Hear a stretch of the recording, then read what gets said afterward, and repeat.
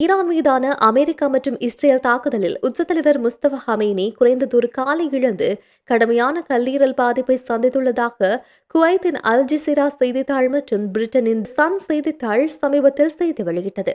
அவரது காயங்களுக்கு சிகிச்சைக்காக அனைத்து வசதிகளையும் கொண்ட ஒரு சிறப்பு மருத்துவமனை தேவைப்பட்டாலும் ஈரான் மீது அமெரிக்கா மற்றும் இஸ்ரேலின் தொடர்ச்சியான தாக்குதல்களால் ஈரானில் ஹமேனிக்கு சிகிச்சை பெறுவது கடினமாகிவிட்டதாக செய்தித்தாளில் குறிப்பிடப்பட்டது.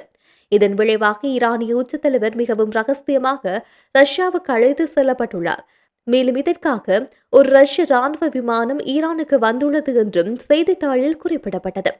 ரஷ்ய ஜனாதிபதி விளாடிமிர் புட்டினின் அழைப்பின் பேரில் ஈரானின் உச்சத்தலைவர் ரஷ்யாவுக்கு அழைத்து செல்லப்பட்டதாகவும் புட்டினின் அதிகாரப்பூர்வ இல்லத்தில் கமேனிக்கு வெற்றிகரமாக அறுவை சிகிச்சை செய்யப்பட்டதாகவும் செய்தித்தாளில் குறிப்பிடப்பட்டது. 12ஆம் தேதி தொலைபேசி மூலம் கமேனி ரஷ்யாவின் சிகிச்சை பெறலாம் என்றும் காயமடைந்த ஹமேனி அன்று மதியம் ரஷ்யாவுக்கு அழைத்து செல்லப்பட்டதாகவும் செய்தித்தாளில் குறிப்பிடப்பட்டது. அயதுல்லா அலி ஹமேனி கொல்லப்பட்ட தாக்குதலில் முஸ்தபா ஹமேனி காயமடைந்தாரா அல்லது வேறொரு தாக்குதலில் காயமடைந்தாரா என்பது தெளிவாக தெரியவில்லை என்றும் குறிப்பிடப்பட்டது. ஈரானின் உச்ச தலைவராக பொறுப்பேற்றிருந்த முஸ்தபா ஹமேனி இன்னும் பொதுவெளியில் தோன்றாததுக்கு இதுவே காரணம் என்றும் செய்தித்தாளில் குறிப்பிடப்பட்டுள்ளது.